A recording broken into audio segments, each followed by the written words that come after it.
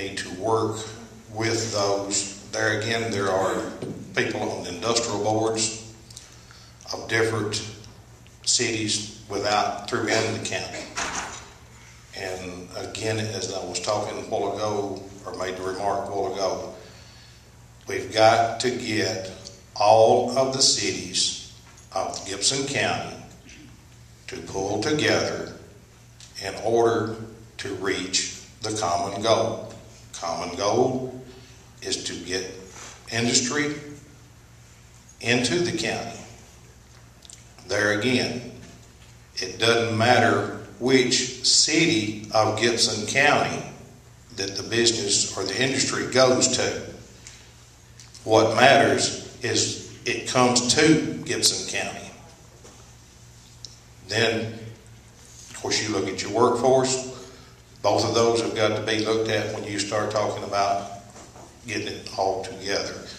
And your unity, there again, you've got to work with all of the different department heads, all the different city mayors and the aldermans, and get everybody on a common page and get everybody unitized and pulling in the same direction. Because as long as we're going in 9 or 10 directions, it's over.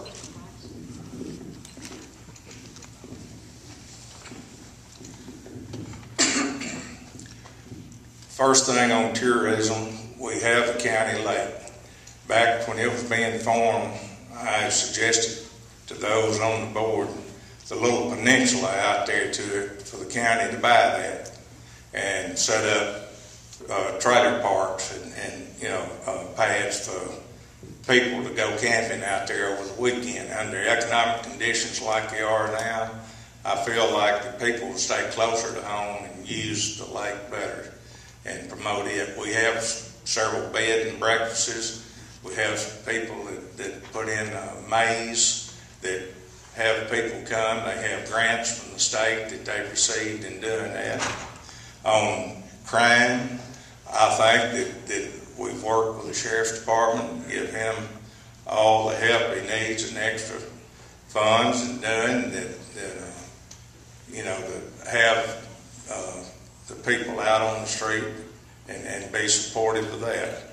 The unity situation, at one time it was thought that the chambers were about to join together, and that fell through. But still, we need to work with the towns and all in the county to come together and work for industrial recruitment all together. One factory in one town would be good for all the other towns in Gibson County on that. And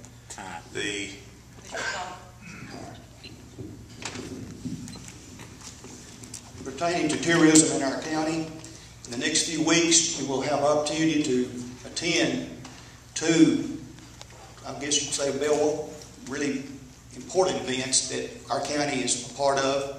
Various festivals, Teapot Festival, Strawberry Festival, known throughout the region. There's many other festivals. We have one in Rutherford, one in Dyer. We have developments. We have lake. We have many things to offer, and we don't promote that nearly enough. We need to market the livability in Gibson County. There's good reasons to live here, and y'all know them, and we need to share that with the surrounding area. The leisure opportunities, entertainment. Our schools are a good reason to be in Gibson County, and that's a reason some people do in the South End, as you know. We have a family-friendly environment. It's a good place to call home. We need to promote that more so, not just to ourselves, but on the internet, maybe by billboards, show people why they should exit off I-40 and come to Gibson County. As far as unity, I've talked with the mayors of the counties. I'm familiar with the regional bias. It's been here as far as I can remember, but I see a lessening of that. Perhaps it's the economic times, but I see more cooperation than we probably have ever seen among the various municipalities. And I think it's time to look at an idea that's been bandied about for a long time. And that would be that we go together and we hire an economic development coordinator and we take that industrial recruitment in that manner. Oh, okay. On the unity issue, we have a unique situation here in Gibson County and then we have 3 chambers of commerce. And they do a good job of what they're supposed to do, providing information for their particular areas. But my question to that is, if we can't show the industrial world that we can cooperate with one another, how can we ever convince them that we're going to be willing to cooperate with them once we get them here? The industrial world, the type of government they're looking for is really no government at all. I mean, we want to get them here, give them what they need to succeed, and then get out of the way, let them make the profits. Government from a county level on up has a terrible track record when it comes to making a profit. We all know that. As far as modernizing technology, I have in my hand here a copy of the Comptroller's audit. It's dated November 17, 2009. You can change that 9 on 2009 to a 3. This audit will read just about the same. The same problems keep showing up over and over again, and nothing's been done to address them. And I don't see many problems in there that couldn't be addressed with the right technology. We've lagged behind as a county in that department. That's something I'm going to work hard to get us caught up on. And one of the things that stuck out to me in here is we don't have a purchase order system in the county. We don't know what check's been written until it clears the bank. Then we have to try to cover the money. Mike, would you let me spend $10,000 without issuing a PO first? I doubt it. If you would, I'm going to start that Monday morning. But those are things we need to really work harder on. Right here. Thank you. All of you did a good job on trying to touch on all of those questions. This next one comes back to Mr. Price, and it's been touched on by each of you, but it continued to reappear in conversation and emails and when people submitted questions. And that is, what do you think, as county mayor, is the most fair tax? If you had to choose, would it be wheel tax, property tax, or sales tax? And why? What would be the most fair tax? I feel like to a certain degree it'd be a user tax. The ones using it pay for it. But there's not that much going on that would provide the revenue that we need. When you talk about being fair, wheel tax, there's more people driving automobiles that own property. So that would make it touch more people.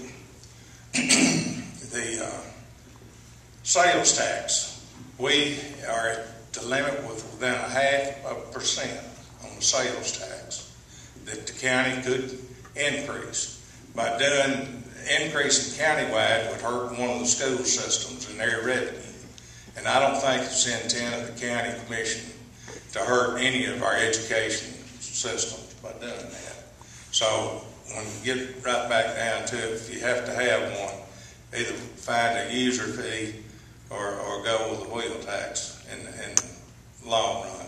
But I think the best thing is control your spending and like Tom and commenting, start having purchase orders and start seeing where everything is going.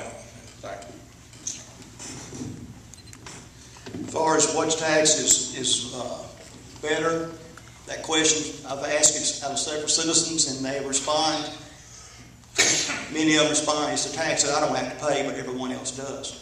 And we know that tax doesn't exist. Yes, the wheel tax touches 45,000 or so car registrations. You're looking at 9.6 cents per day, but it adds up. Property tax, not as few people own property. A lot of people drive on our roads and use the services and the public safety services that come from using the roads. Sales tax, I concur with Commissioner Price. We do not need to damage our schools. The sales tax is at 2.25% for the county. I don't see the merit to raising that. But go back to what's been said, and I agree. And it goes back to management. We can't just keep doing things the way we've been doing them. If it requires answering the audits, and he's correct about that, they should be answered. There should be a system set up where you can save money. We can do things more economically. Obviously, there could possibly be a blend of these things. I don't know that one tax, you can't tax enough to solve problems. You've got to address the core issue. And that would be your management and the management mindset. Certainly purchasing can be done better, and I intend to investigate every department and see what can we do better. How can we do things more efficiently and yet still deliver the services that